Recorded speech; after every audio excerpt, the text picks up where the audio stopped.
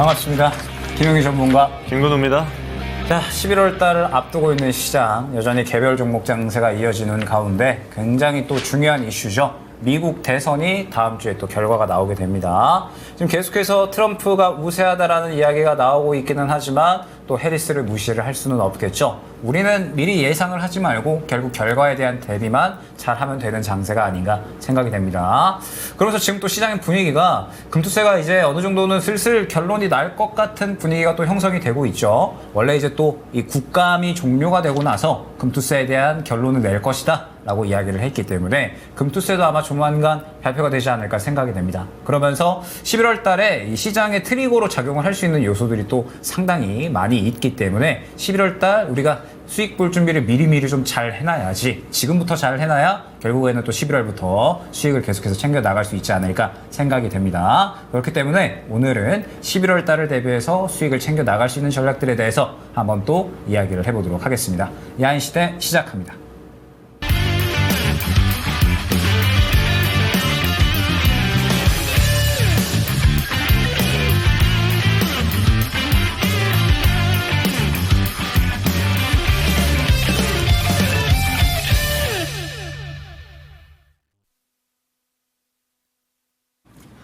네, 오프닝에서 김용희 전문가님이 간략하게 짚어주셨지만 지금 증시는 어떤 트리거를 앞두고 있는 어떤 폭풍 전야 같은 느낌도 좀 듭니다. 아무래도 좀 대금 자체도 많이 줄어있던 게 유지가 됐던 게 이번 10월이거든요. 그렇다 보니까 모멘텀이 좋았던 종목들도 좀 깨지기도 하고 또 밑에서 또 중소형 종목단에서는 올라가기도 하고 여러 차례가 좀 교차되는 지금 증시가 아닐까라는 생각이 드는데 우리 전문가님께서는 오늘 증시 어떻게 보셨을까요?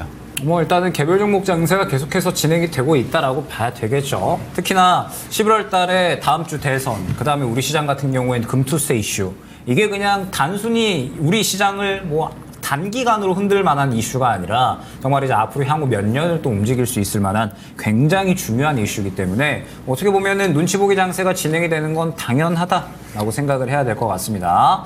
다만 저는 지금 이 대선 이슈에 대한 부분도 우리 시장의 현재 먹거리를 충분히 좀 나타내주고 있거든요. 지금 트럼프 이슈로 인해서 원전이나 혹은 가상화폐 관련된 종목군들이 또 시장에서 상당히 날뛰고 있는 모습을 확인을 할 수가 있고, 거기에 더해서 금투세가 지금 뭐 최소 유예 정도로는 또 결정이 될 것으로 분위기가 흘러가고 있기 때문에 지금 우리 시장의 역시나 가장 큰 문제라고 하면은 사실 금투세에 대한 불확실성이거든요. 그래서 이 부분이 해소가 된다라고 했을 때 11월은 충분히 먹거리는 많이 나올 수가 있겠다, 저는 생각을 하고 있습니다. 그래서 이번 주만 좀 잘 넘기면 그러면 다음 주부터는 또 우리가 시장에서 충분히 여기저기에서 수익을 좀 챙길 수 있지 않을까 생각이 되기 때문에 이번 주를 또 잘 넘길 수 있는 전략, 그러면서 이제 새롭게 주도주가 나타날 거예요. 뭐 저번 주는 로제 아파트, 뭐 그다음에 이번 주 같은 경우에는 트럼프 트레이딩 관련해서 또 종목들이 상승이 나오고 있는데 아마 또 다음 주에는 뭐 대선 결과에 따른 혹은 그 외에 다른 쪽에서 주도주가 나타날 거라서 지금은 계속해서 시장에서 주도할 수 있는 종목군들이 또 어디가 될 것인지 집중해서 전략 꾸려나가는 게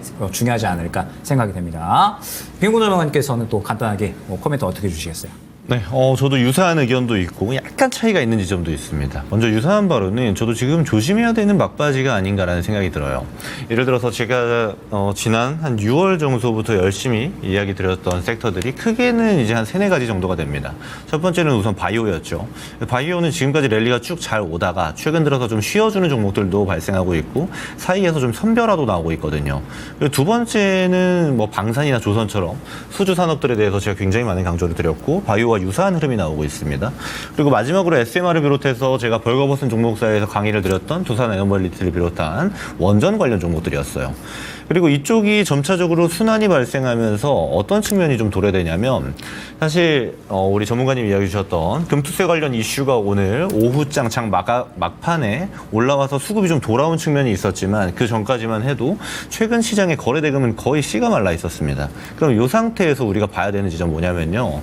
좋은 섹터 섹터들이 있다고 하고 좋은 모멘텀, 좋은 실적을 바탕으로 올라가고 있는 섹터들이 있다고 하더라도 시장 전반적인 대금이 받쳐주지 않으면 상승이 지속될 수가 없어요. 사이에 순환이 발생하게 되면 당연히 낙폭이 발생하는 섹터가 발생하기 때문입니다. 근데 저는 이럴 때 증시가 조금 흔들린다라고 느껴지는 때에 우리가 기준을 잘 잡아야 된다라고 봐요.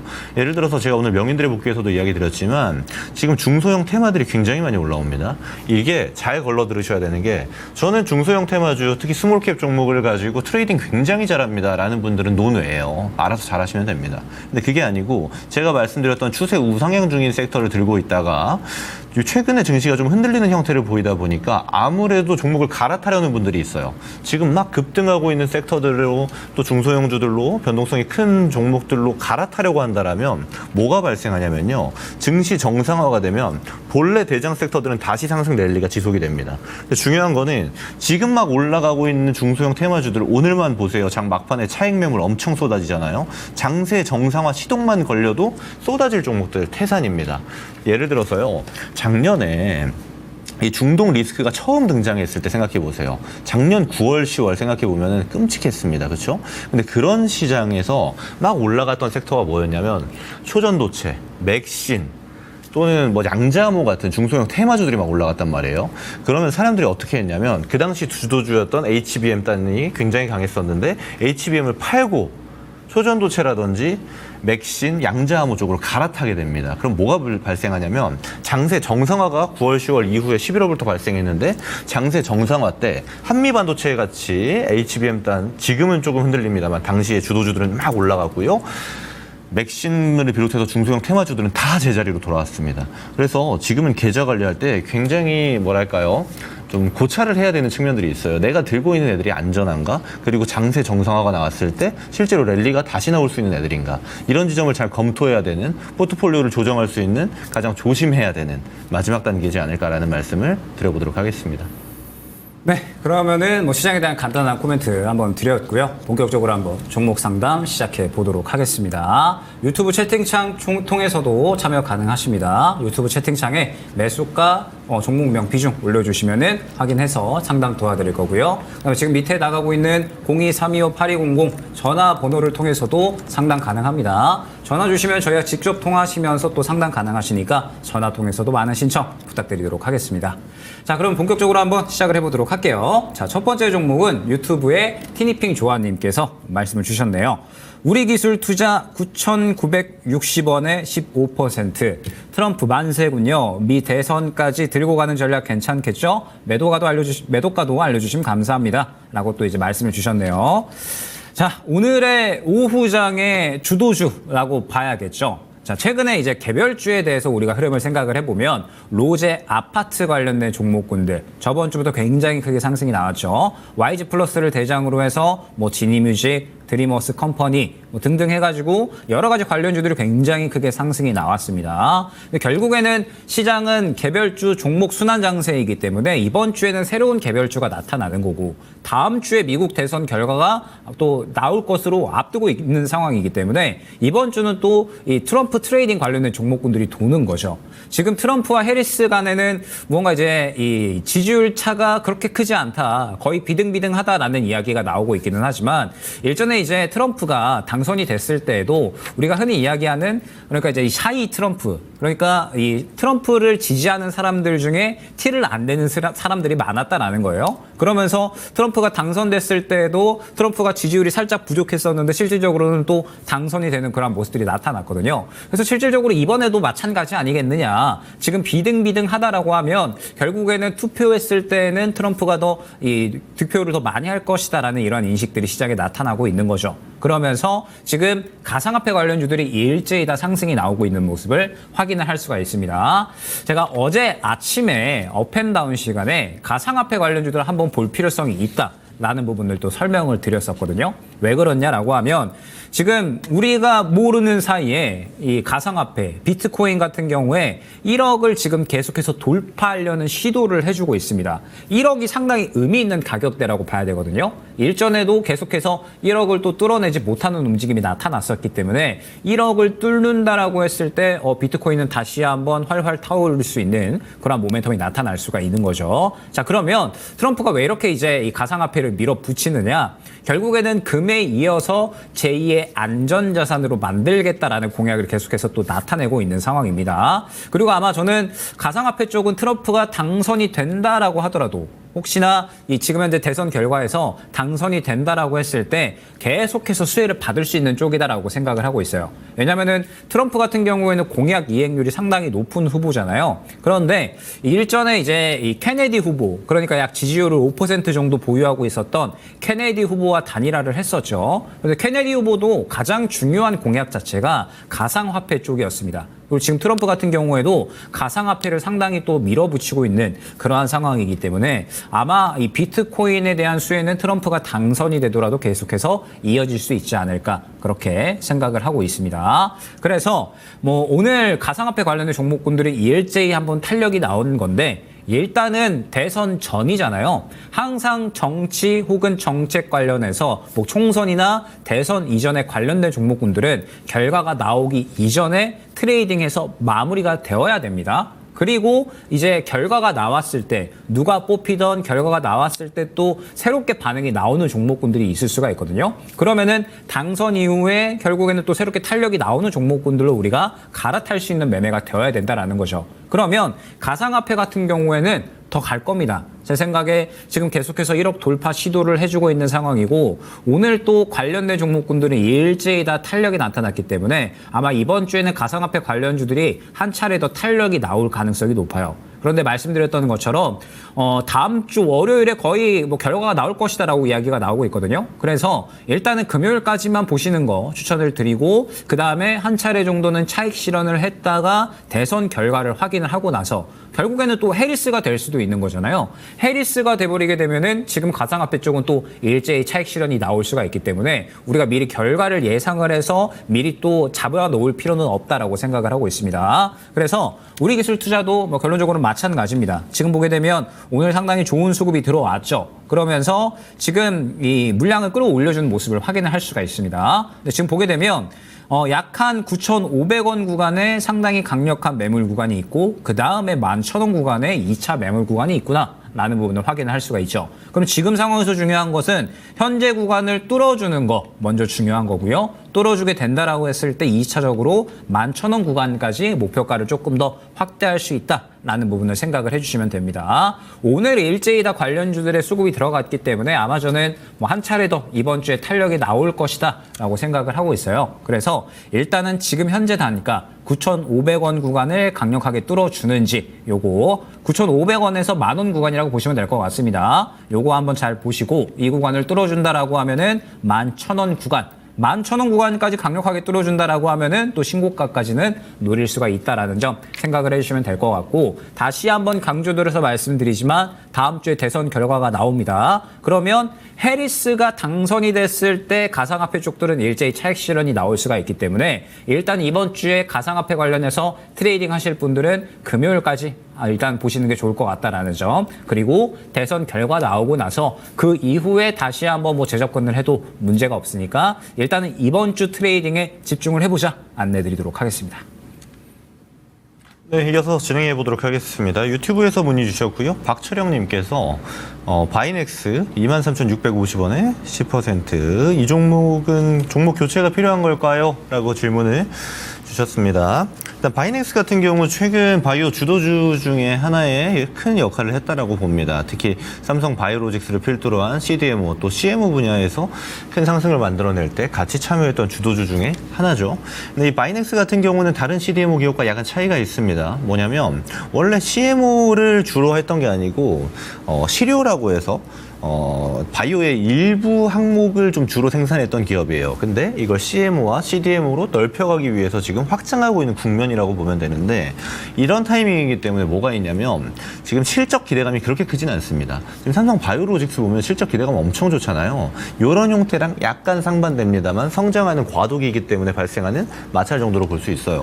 그리고 지금 실적 트레이딩 기간이 도래됐기 때문에 아무래도 바이넥스 입장에서는 다른 이제 실적 베이스로 가고 있는, 또는 라이센스 아웃 이후에 실제로 매출이 발생하고 있는 기업들에 대비해서는 다른 바이오에 비해 좀 선별화가 좀 약하게 진행되고 있는 이런 형태로 보시면 됩니다.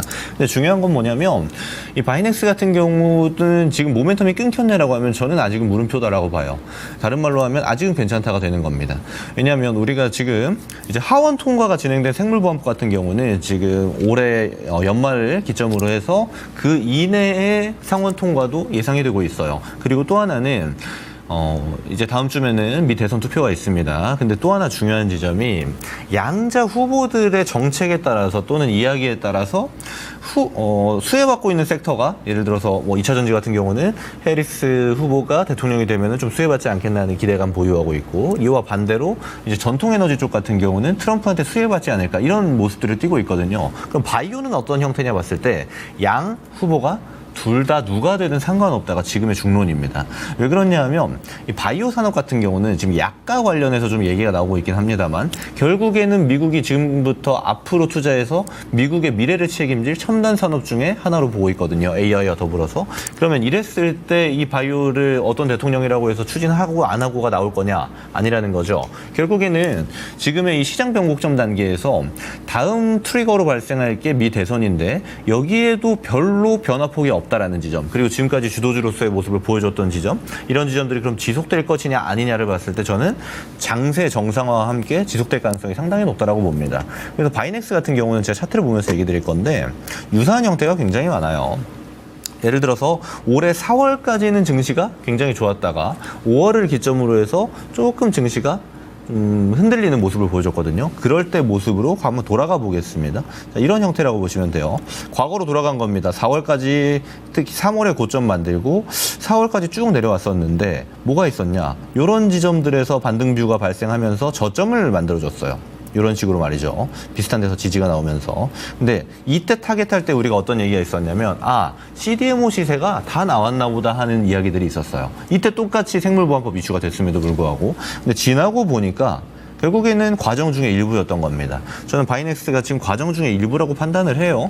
그래서 어떻게 보셔야 되냐면, 이런 종목들 같은 경우는 한 번 더 살 생각하는 게 좋아 보입니다. 지금 비중도 10% 정도 담으셨는데 지금 구간이 전 딱 좋아 보여요. 한 번 정도 더 사시면은 바로 여기서 이번 주 이내에 반등이 나와도 전혀 이상하지 않은 자리입니다.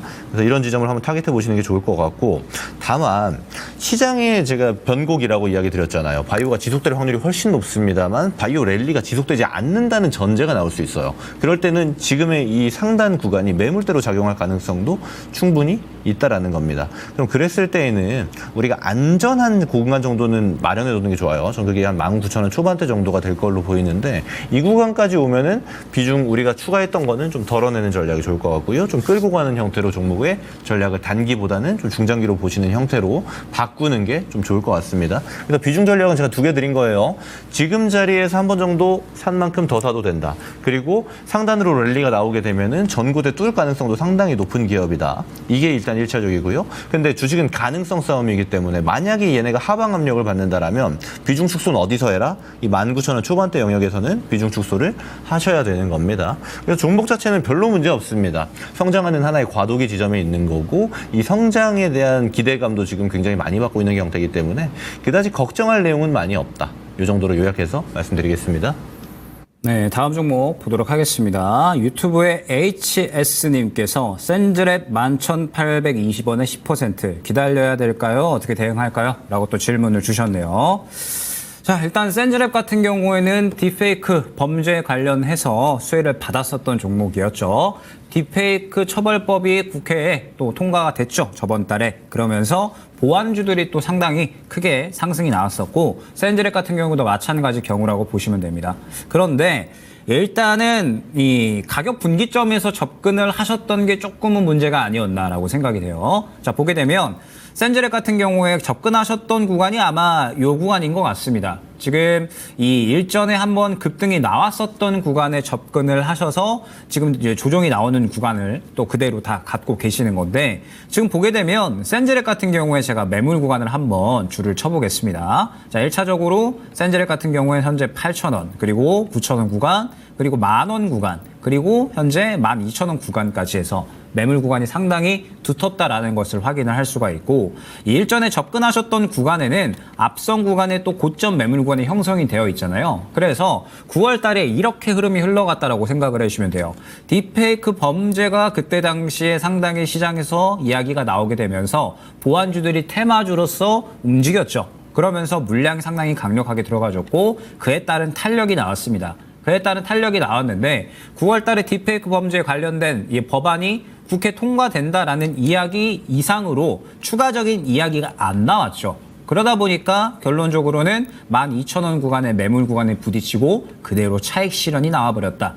이렇게 생각을 해주시면 되는 겁니다. 항상 이 종목을 접근을 할 때 강조드리는 부분이 가격 분기점과 매물대가 어디인가를 꼭 확인을 하시고 들어가셔야 된다라는 부분 상당히 또 많이 강조를 드리거든요. 지금 센즈렉 같은 경우에는 12,000원 구간 매물대 그대로 맞고 떨어지는 구간에서 접근을 하셨기 때문에 어느 정도 이탈 라인을 좀 잡고 접근을 하셨어야 됐다 생각이 됩니다. 자, 그러면 지금 현재 상태에서는 어떻게 대응을 할 것이냐. 센즈랩이 실적이 잘 나오는 기업이 아니죠. 계속 적자, 그다음에 흑자 왔다 갔다 하고 매출이 100억 수준 정도로 나오는 그러한 기업입니다. 그렇기 때문에 실적에 의해서 움직일 수 있는 종목이 아니죠. 결론적으로는 무언가 테마단이 형성이 되어야 되는데 지금 센즈렉 같은 경우에는 보안 쪽이잖아요. 그러면서 이제 이 AI 보안 쪽에 약간은 또 관심을 받을 수 있는 쪽인데 그때 당시에 같이 움직였었던 종목군들 뭐 모니터렉 같은 거 지금 보게 되면 물량이 지금 다 빠져 있습니다. 물량이 지금 다 빠져 있는 상황에서 뭐 이번에 잠깐 이야기 나왔었던 게 AI로 이제 또 어떤 이러한 유출 범죄들을 좀 막는다라는 이야기가 나왔는데 시장에서 관심도가 전혀 없는 모습을 확인을 할 수가 있거든요. 그러면은 이 종목 같은 경우에는 결국 테마단이 형성이 돼야 상승이 나올 수가 있는 건데 지금 그러한 이슈가 당장에 없잖아요. 그러다 보니까 시간이 상당히 오래 걸릴 수가 있습니다. 물론 지금 정리할 만한 구간은 아니다라고 생각을 해요. 빠질 대로 빠졌고 바닥을 쌍바닥 구간에서 확보를 해주는 구간이니까 정리를 할 만한 구간은 아니다라고 생각을 하고 있는데 그렇다고 해서 상승을 바로 말하기에는 매물대가 지금 또 너무 두텁게 형성이 되어버렸다라는 거죠. 매수가가 지금 11,000원 후반대이신데 11,000원 후반대까지 가려면은 지금 이 두꺼운 매물 구간을 다 뚫어주면서 올라가셔야 되거든요. 그러면 적어도 일전에 딥페이크 범죄 관련해서 법안이 국회에 통과가 되었을 때 그 이상으로 기대감을 형성할 수 있는 게 시장의 재료가 나와줘야 됩니다. 그런데 그 이슈가 언제 나올지 단기간에는 지금 나올 수가 없겠죠. 지금 당장 시장은 집중하고 있는 것이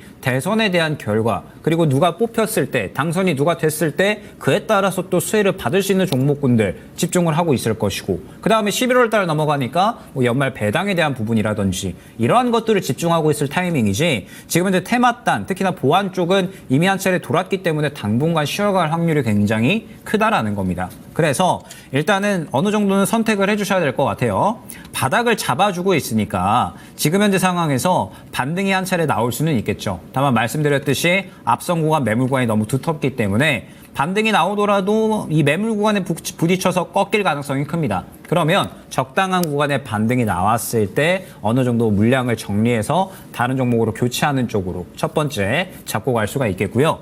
만약에 그렇지 않다라고 했을 땐 결국 시장에서 주목받을 수 있는 이슈를 계속 나타날 때까지 기다려줘야 되거든요. 그러면은 앞선 그림처럼 쭉 조정이 나오다가 한 차례 물량 들어가는 주가 변곡점이 생길 겁니다. 그 구간에 추가 매수를 해서 빠져나오는 방법. 이게 이제 또 두 번째가 될 수가 있을 것 같은데 두 번째 같은 경우에 시간이 상당히 오래 걸릴 수가 있어요. 그래서 저라면은 다른 종목으로 좀 교체하는 쪽으로 웬만하면 방향성을 잡지 않을까. 11월 달은 제 생각에 굉장히 먹거리가 많이 나올 수가 있다라고 저는 보고 있거든요. 워낙에 우리 시장이 9월 달, 10월 달, 뭐 8월 달부터 해서 계속해서 안 좋았었기 때문에 11월 달 같은 경우에는 증시 트리거가 될 만한 이슈가 대선과 금투세라는 이슈가 있잖아요. 그래서 분명하게 먹거리는 좀 많아지지 않을까라고 생각을 하고 있습니다. 그래서 11월 달과 그다음에 12월까지 먹거리를 놓쳐서는 안 되는 시기라고 저는 보고 있는데 이러한 시기에 굳이 시장에서 관심도가 많이 떨어져 있는 한 사이클이 돌아버린 종목을 너무 또 이제 길게 가져갈 필요성은 없다라고 생각을 하고 있습니다. 그래서 일단은 반등 시 1차 목표가는 9,000원 근처 구간으로 잡아드리겠습니다. 그래서 나는 너무 길게 갖고 가기는 싫다라고 하시면은 9,000원 근처 구간에서 정리. 만약에 향후에 나는 추가 매수 계획을 잡고 있다라고 하면은 AI 보안 관련해서 시장이 주목을 할 때까지 기다렸다가 그때 추가 매수하는 쪽으로. 다만 요거는 시간이 오래 걸릴 수가 있다라는 점 생각을 해주시면 될 것 같고, 어찌됐든 접근하셨던 단가가 빠질 만한 구간에 접근을 하셨던 거거든요. 그래서 향후에는 올라갈 수 있는 종목 쪽에 집중을 해보자 말씀을 드리도록 하겠습니다. 네, 이어서 진행하겠습니다. 유튜브에서 문의 주셨고요. 부산갈매기님께서 한국항공우주 55,000원에 20% 매도해야 되는지 여쭤봅니다. 자, 한국항공우주는 오늘 실적 발표 나왔습니다. 실적 굉장히 좋았죠. 그리고 지난 분기에 이어서 연이어서 어닝 서프라이즈입니다.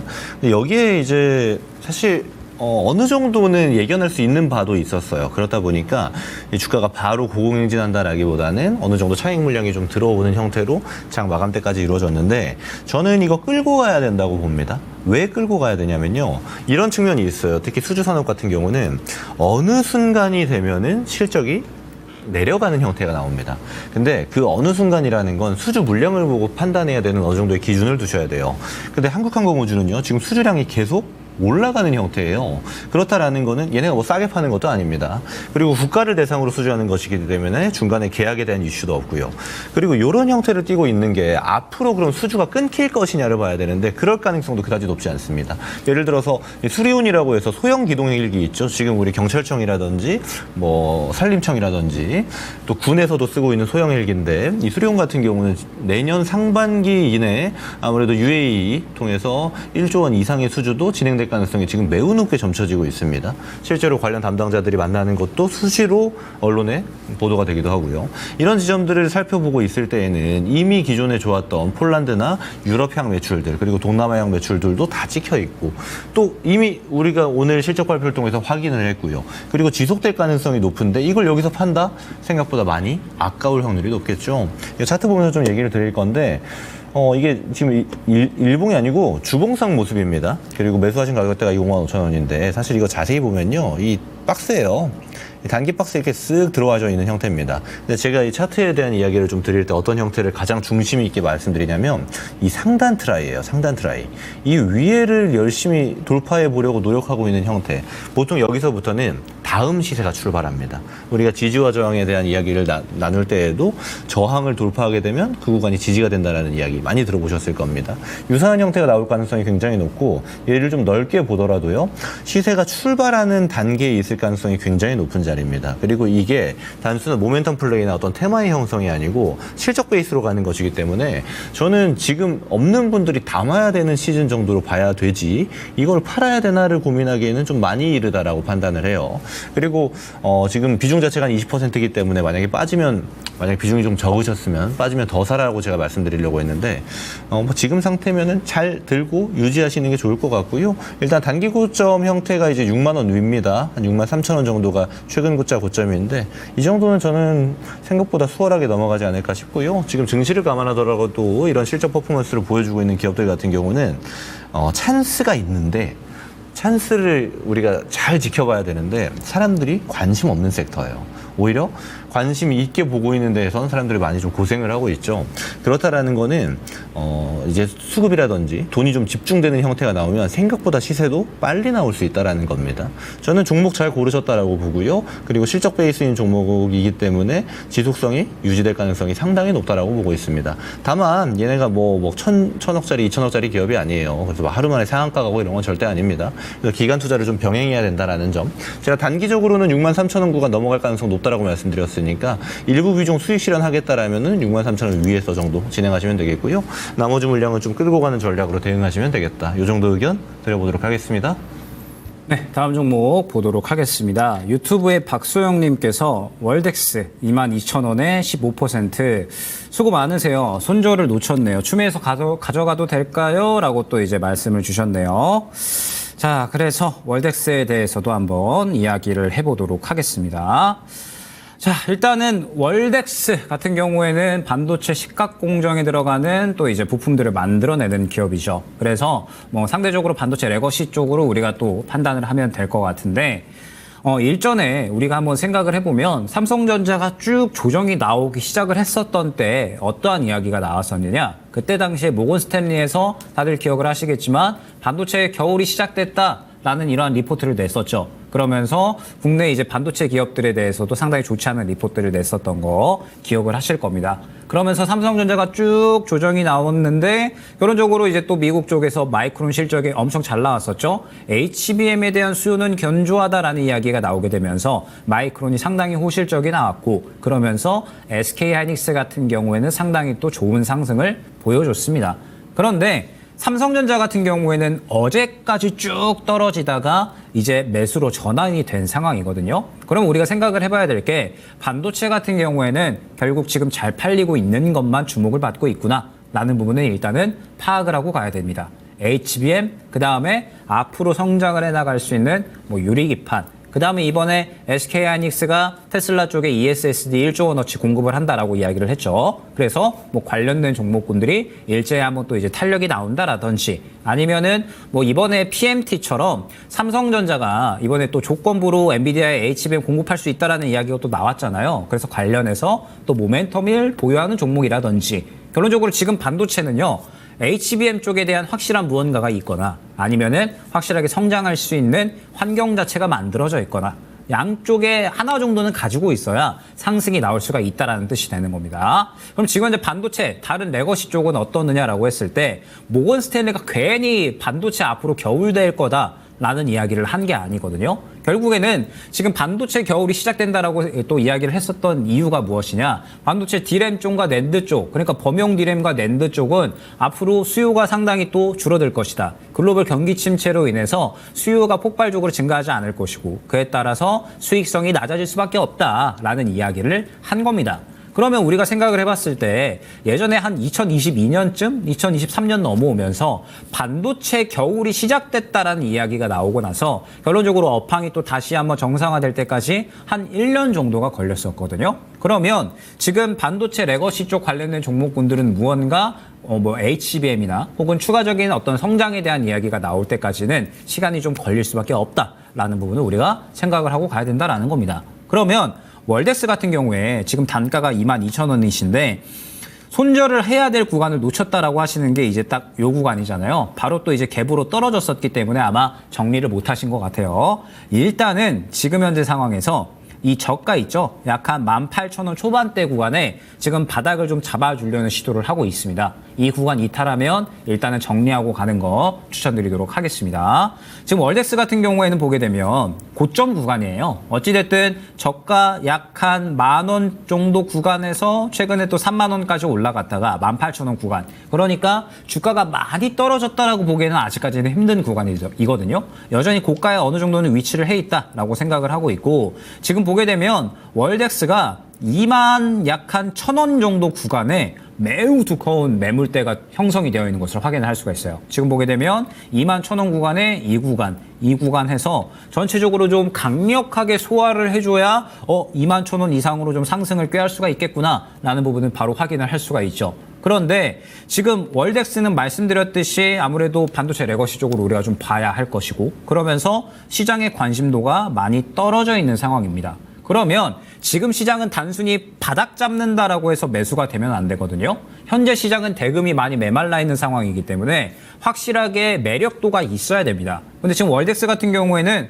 시장에서 관심 받는 모멘텀이 아예 없기 때문에 관심도가 많이 떨어져 있고 수급 또한 많이 죽어 있는 상황이죠. 그러면 현재 상황에서는 상승이 나온다라고 하더라도 이 매물대를 못 뚫어줄 가능성이 매우 크다라는 부분을 우리가 생각을 해야 됩니다. 그렇기 때문에 월덱스 같은 경우에는 일단은 저가 18,000원 초반 구간 이탈을 하게 되면 일단은 무조건 정리가 되어야 된다라는 점. 향후에 이탈하고 반등 나온다라고 하더라도 현재 단가가 1차 목표가가 될 겁니다. 그렇기 때문에 저가 이탈을 하면 정리하고 가셔야 되고요. 현재 구간 지켜주고 반등이 나온다라고 하면 말씀드렸던 것처럼 21,000원 이상의 상승이 나오기에는 쉽지 않다. 라는 부분은 생각을 해주셔야 됩니다. 결국 반도체 업황이 다시 또 정상화가 되어야 되는데 말씀드렸던 것처럼 반도체 업황 한번 겨울이라는 단어가 나오면은 1년 정도 걸립니다. 그래서 시간이 상당히 오래 걸릴 수밖에 없기 때문에 굳이 또 뭐 가져갈 필요는 없을 것 같아요. 그래서 저가 이탈하지 않고 반등이 나온다라고 하면 매수가 대비 살짝 손실 구간이라도 저는 정리하고 다른 종목으로 교체하시는 거 추천드리도록 하겠습니다.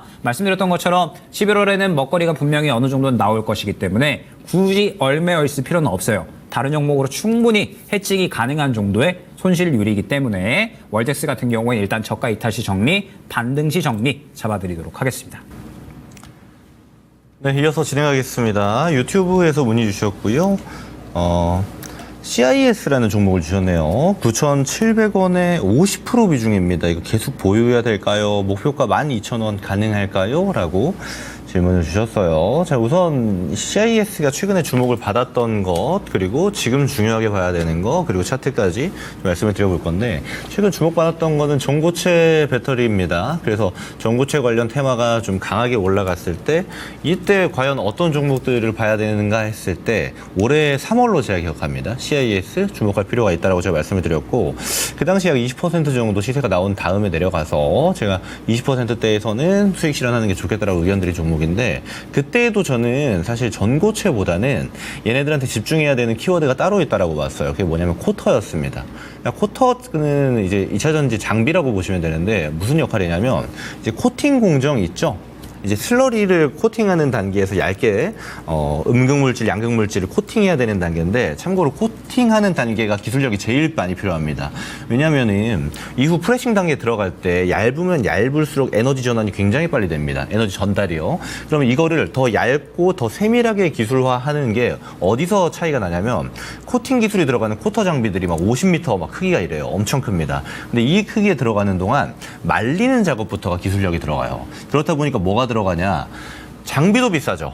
장비 크기도 엄청 크고 그렇다 보니까 공장의 부지도 굉장히 많이 차지하고 로스가 굉장히 크다라는 겁니다. 그래서 생산량은 별로 크지 않은데 공정 난이도가 높다 보니까 코터에 대한 기술력을 많이 필요로 하는 게 지금의 코팅 장비 중에 중요한 역할이었는데 CIS가 새로 개발한 게 하이브리드 코터입니다. 제가 코터가 굉장히 크다고 했죠.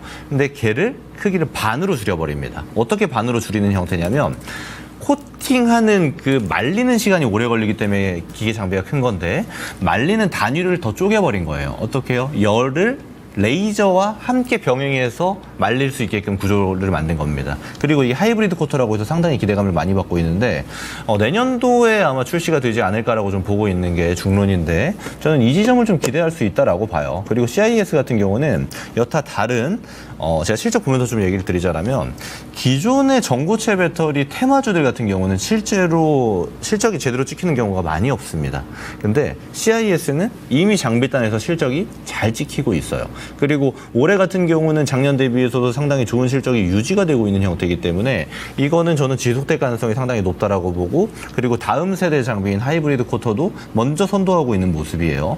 그렇다라는 거는 지금 가격대에서 그러니까 저점 가격대에서 유지할 가능성보다는 상승 모멘텀이 좀 지속될 가능성이 높고 다만 지금 2차전지 안에서도 순환매가 좀 세게 돕니다. 그래서 전고체 단이 좀 먼저 출발을 했다가 조정을 받고 있는 단계예요. 그래서 지금 가격대는 저는 충분히 매수해 볼 만하다라고 보고요. 차트 보면서 얘기를 좀 드리겠습니다. 자, 차트 보면요. 이미 굉장히 많이 내려왔죠. 그리고 이 하단부에서 시세가 나올까 말까 하는 정도의 거래가 발생하고 있거든요. 저는 이렇다라면은 충분히 가져가 볼 법하다라고 봅니다. 근데 제가 말씀드리고 싶은 거는 이 12,000원 목표가 있잖아요. 저 여기 충분히 올 수 있다라고 보거든요. 다만 기간 투자가 병행돼야겠죠. 근데 몇 개월 걸려서 여기 도달했을 때 수익 실현하는 거 오케이입니다. 근데 50% 비중을 다 들고 가기에 너무 헤비해요. 특히 CIS는 비중을 막 엄청 많이 넣을 만한 종목은 아니에요. 시총 자체가 크지 않고 또 차트만 보셔도 아시겠지만 변동성이 좀 큽니다. 그래서 이런 종목들은 비중을 좀 낮춰서 세팅하는 값이 포트폴리오를 운영하기에 좀 안정적일 것이다라고 먼저 조언을 드리고 싶고요. 얘가 우리 본절 가격이 한 10,000원 정도 됐는데 이 구간 오면은 저는 절반 정도는 덜어내시고 한 25% 비중으로 나머지 대응하시는 게 좀 좋을 것 같고요. 목표가 제가 12,000원 드릴 수 있겠습니다. 다만 이게 개월 단위로 시간이 좀 걸리는 형태이기 때문에 이 지점은 우리가 실적도 보고 앞으로 전고체가 다시 한번 주목받는 형태도 보고 전고체는 계속 주목받을 거예요. 2차전지 이슈 나올 때마다. 그럴 때 CIS가 어느 정도 레벨인지 예를 들어서 이수 스페셜티 케미컬이나 한농화성처럼 이번 단에서는 좀 중심주가 이수 스페셜티 케미컬 쪽으로 좀 기운 형태가 있거든요. 근데 그 전에 올해 3월, 4월에 주목받았을 때에는 CIS가 좀 선두에 있었던 모습이 있습니다. 그럼 이런 지점을 우리가 살펴봤을 때 다음 차례 차시의 중심에 있을 것인가, 중심에 있지 않을 것인가를 가지고 기간 투자가 어느 정도 길어질까를 예측할 수 있는 거거든요. 그래서 이런 지점 참고로 보신 다음에 12,000원까지 대응하는 전략으로 말씀을 드려보도록 하겠습니다. 네, 다음 종목 보도록 하겠습니다. 유튜브 김재희님께서 비올 9,000원에 10% 전망 부탁드립니다. 라고 또 말씀을 주셨네요. 실적 좋은 피부 미용 기기 쪽이죠. 그러면서 지금 이 실적 좋은 피부 미용 기기 관련된 기업들은 앞으로도 꾸준하게 시장에서 좋은 실적 성장세를 보여줄 것이다. 기대가 되고 있는 상황입니다. 자, 그런데 비올 같은 경우에 지금 이제 또 실적표를 잠깐 보게 되면요. 상반기에는 역대 최고 실적을 보여줬어요. 상반기에 이제 또 뭐 3월, 6월까지 해가지고 260억 넘게 매출이 나오면서 역대 최고 실적을 달성을 했고, 피부 미용기기 쪽은 특히나 영업이익률이 굉장히 높죠. 그러면서 상반기에 굉장히 좋은 실적을 또 보여줬는데 이번 3분기에는 조금 실적이 조정이 됩니다. 그러다가 이제 또 다시 한번 4분기로 넘어가면서 실적 성장이 연속적으로 나타날 것이다. 기대를 하고 있는 그런 상황이다라고 보시면 될 것 같은데, 지금 비올 같은 경우에는 제가 앞서서도 이제 말씀을 드렸던 게 매물 구간을 항상 접근할 때 우리는 주의해서 봐야 된다라는 것을 많이 강조를 드리잖아요. 비올 같은 경우에도 결론적으로 이번에 어떻게 움직였느냐, 계속해서 실적 성장에 대한 기대감을 나타내고 있는데 결론적으로는 10,000원 구간에 지금 보면 또 매물 구간이 상당히 두텁죠. 그래서 상승 나오다가 딱 10,000원 구간에 부딪히고 조정이 나오고 있다 생각을 해주시면 되는 겁니다. 그러면은 이제 현재 구간에서는 다시 한번 바닥을 잡아주려는 시도를 할 거고, 좋은 이야기가 나오면 다시 한번 주가가 고개를 틀면서 10,000원 돌파 시도를 해주겠죠. 그리고 뚫어주면 추가적으로 신고가까지, 만약에 그렇지 않다라고 하면 다시 한번 조정, 이런 식으로 반복이 된다라고 생각을 해주시면 되는 겁니다. 자, 그러면 비올이 지금 현재 좋은 이야기가 나올 거리들이 있느냐라고 하면은 충분히 나올 거리들이 있죠. 비올 같은 경우에는 지금 북미 쪽에서는 워낙에 견조하게 실적이 나오고 있는 상황에서 중국, 그다음에 뭐 아시아, 유럽, 이번에 또 새롭게 신제품에 대해서 진출을 하고 있는 그러한 상황이기 때문에 실적 성장세가 2026년까지 계속해서 이어질 것이다 라는 기대감이 형성이 되고 있습니다. 그렇기 때문에 비올 같은 경우에는 길게 들고 가면 결론적으로는 또 신고가를 다시 한번 써내려갈 수 있는 그런 종목이 아닌가라고는 보고는 있어요. 그런데 나는 지금 이렇게 기다리기가 싫다라고 생각을 하실 수가 있습니다. 지금 보게 되면은 뭐 아마 요 구간에 들어가셨던지 아니면은 뭐 요 구간에 들어가셨던지 어느 정도 이제 매물 구간에 부딪히는 구간에 접근을 하셨을 것 같은데,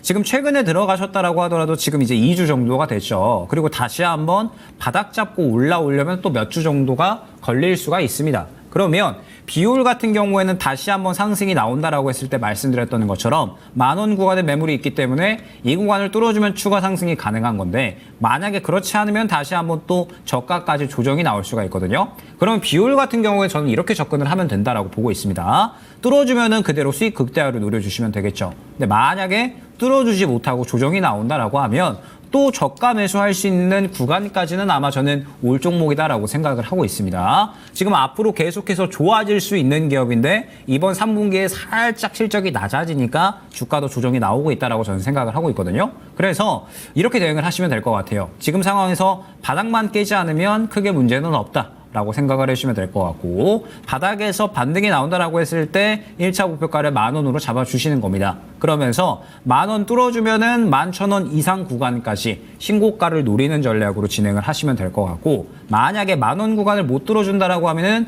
다시 한번 저가까지 갈 수 있다 말씀을 드렸죠. 다시 한번 저가까지 간다라고 했을 때 일단은 10,000원 구간에서 한 차례 차익 실현을 해주는 겁니다. 그러면서 저가에서 또 다시 한번 재매수를 하면 결국 실적에 대한 부분은 계속해서 좋아질 수 있는 기업이기 때문에 아마 신고가를 다시 한번 써내려갈 수 있다라고 말씀을 드렸죠. 그래서 그 구간까지는 계속해서 꾸준하게 반복되는 박스권 매매를 통해서 수익을 챙겨 나갈 수 있는 종목이 아닌가 생각이 되거든요. 그래서 비올 같은 경우에는 말씀드렸던 것처럼 10,000원 구간을 주요한 가격 분기점으로 보고 이 구간 뚫어주면 신고가, 만약에 그렇지 않으면 차익 실현한 다음에 눌렸을 때 다시 한번 저가 매수하는 전략을 통해서 대응이 가능하지 않을까 안내를 드려보도록 하겠습니다.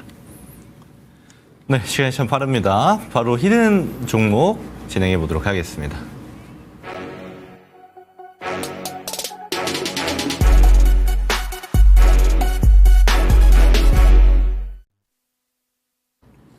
자, 오늘은 제가 먼저 제 히든카드 말씀드려보도록 하겠습니다.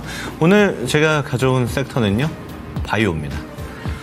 자, 우선 제가 바이오에 대한 얘기는 굉장히 많이 드렸기 때문에 아마 제 방송 챙겨보시는 분들은 뭐 전반적으로 이미 다 꿰고 계시지 않을까라고 보고 있어요. 다만 최근에 보면은 신약테크 쪽에서 좀 조정이 나오고 있고 또 플랫폼 단에서는 오늘자로 다시 한번 회복세를 보여줬거든요. 그러니까 한 9월 정도로 생각해 보면은 바이오에 받자만 들어가도 다 같이 상승했던 때와는 지금 사뭇 다른 때입니다. 그렇다 보니까 아무래도 선별화가 좀 진행되고 있고 선별화가 진행된다라는 점은 다시 보게 되면은 우리가 포트폴리오에서 내가 들고 있는 바이오가 다음 차시에도 주도주가 될 수 있는가에 대한 여부를 확인해야 되는 작업이 또 들어가야 되는 때이기도 하거든요. 근데 그럴 때 제일 좋은 건 사실상 대장주 보는 겁니다.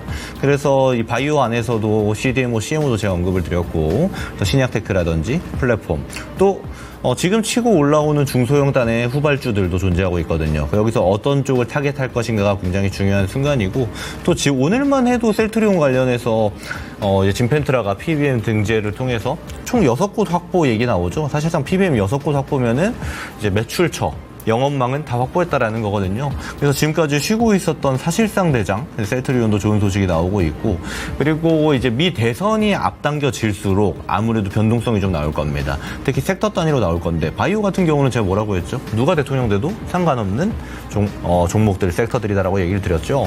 그런 형태가 아무래도 대선 이후에는 더 집중받을 수 있는 모습이 되지 않을까라고 판단을 하고 있고요. 그 중에서도 이제 국내 바이오 기업들이 바이오 특히 테크 기업들이 주목받고 있었던 점 이런 지점들이 글로벌에서도 통하고 있고 학회에서나 또는 뭐 바이오 관련 행사에서 우리 기업들이 좀 주목도를 많이 이끌었던 지점들을 살펴보게 된다라면 우리가 보다 참고해야 될 사항들 또 이 지점을 안 봐야 될 이유들이 많이 없다라고 볼 수가 있겠습니다. 제가 준비한 종목들 함께 보도록 하겠습니다. 좋은 종목들이 굉장히 많죠. 그 중에서도 제가 방금 말씀드렸듯 저는 대장을 오늘 이야기 드려볼까 합니다. 삼성 바이오로직스입니다. 자, 삼성 바이오로직스는 사실 제가 안 볼 이유가 없다고 말씀드리는 대표적인 종목인데 여러분 잘 기억하실지 모르겠지만 올해 4월에 70만 원 정도에 제가 한번 추천드렸던 기억이 있습니다. 그리고 나서 지금 110만 원 넘게까지 잘 상승해 왔는데 지금 단계에서도 그럼 사도 되는가라고 질문 주셨을 때 저는 당연히 아직도 오케이다라고 봅니다. 왜냐면요 우리가 큰 틀에서 봐야 되는 게 그럼 돈 잘 버냐로 가야 되잖아요. 삼성 바이오로직스 돈 무지하게 잘 법니다. 매 분기 조 단위로 매출 지키고 있고요. 조 단위 매출인데 영업이익 얼마 나오냐? 3천억대 나오고 있습니다.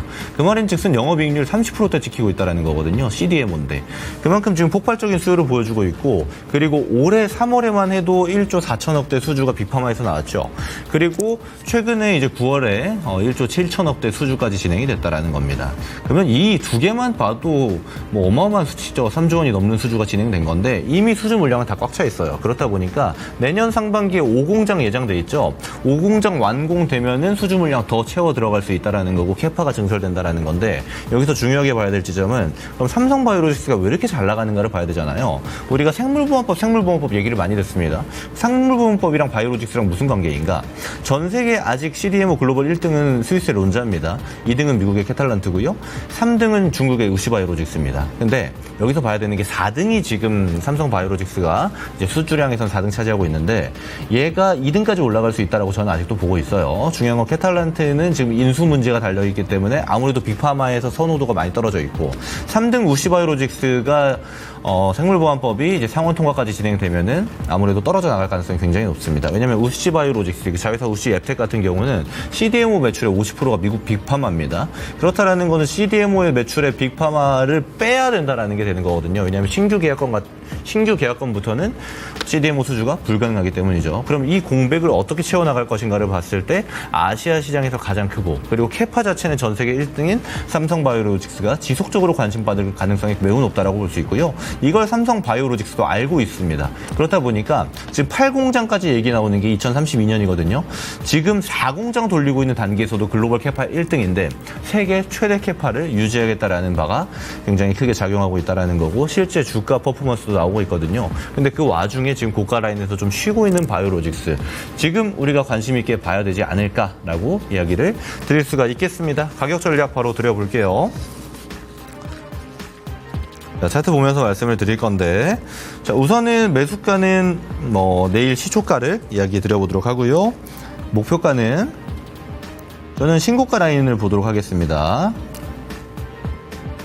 자, 115만 원 말씀을 드려보고요. 자, 이 위라 가지고 잘 안 찍히는데 하여튼 115만 원을 말씀드려보도록 하고요. 손절가는 사실 저는 손절이 지금 필요한 종목인가라는 생각이 드는데, 자, 그래도 이야기 드리자라면 85만 원까지 일단 열어두자, 이렇게 의견을 드리도록 하겠습니다.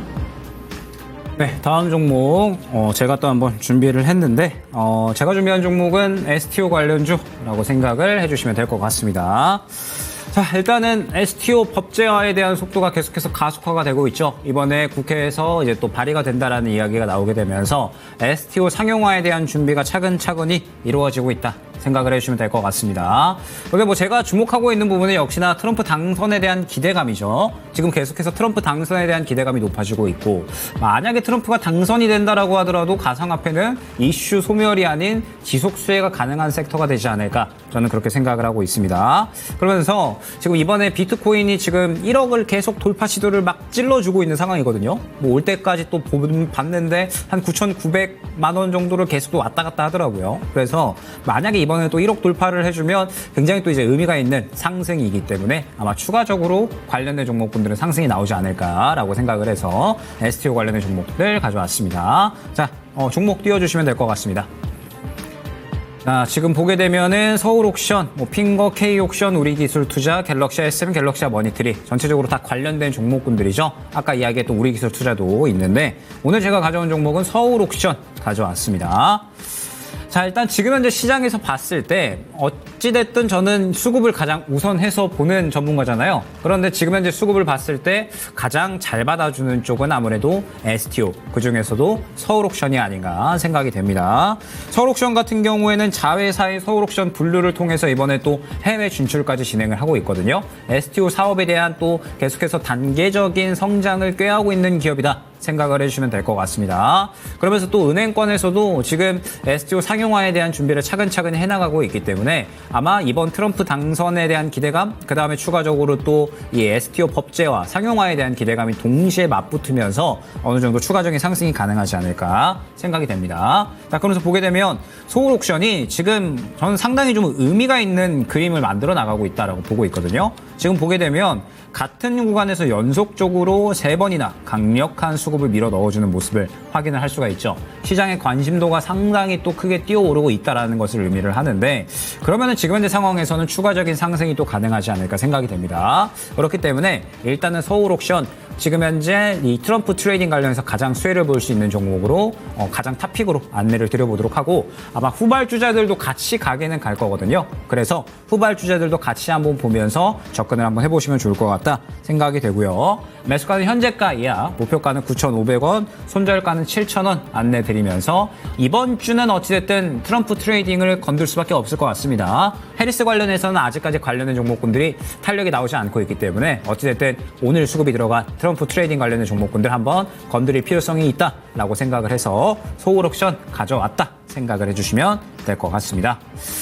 자, 일단은 힘들었던 10월달이 다 지나갔습니다. 10월달이 다 끝이 났고 11월달에는 그래도 우리 시장에 트리거가 될 만한 이슈가 있다 말씀드렸죠. 대선 결과, 그 다음에 금투세, 최소 유예 혹은 폐지에 대한 기대감, 이러한 것들이 또 긍정적으로 다 마무리가 된다라고 하면 어찌됐든 우리 시장은 지금 유동성이 축소된 게 가장 문제였거든요. 이 유동성을 또 끌어올려줄 수 있는 이슈니까 이 부분을 한번 기대를 해보면 11월 달에는 충분히 또 먹거리가 많아질 수 있지 않을까. 원래 11월 달은 전통적으로 강세장이었거든요. 그런데 미국 대선 끝나고서도 일반적으로 강세장이 펼쳐지곤 했습니다. 그렇기 때문에 11월 달에는 이 이슈들이 잘 끝나기만 하면 분명하게 우리 시장은 어느 정도 끌어올려지는 모습들, 먹거리가 또 나타날 것이기 때문에 이번 주만 좀 잘 넘기면 저는 되지 않을까 생각을 하거든요. 그래서 아마 많이 지치셨을 텐데 이번 주만 잘 넘기면 11월 달에는 그래도 좋은 그림을 기대해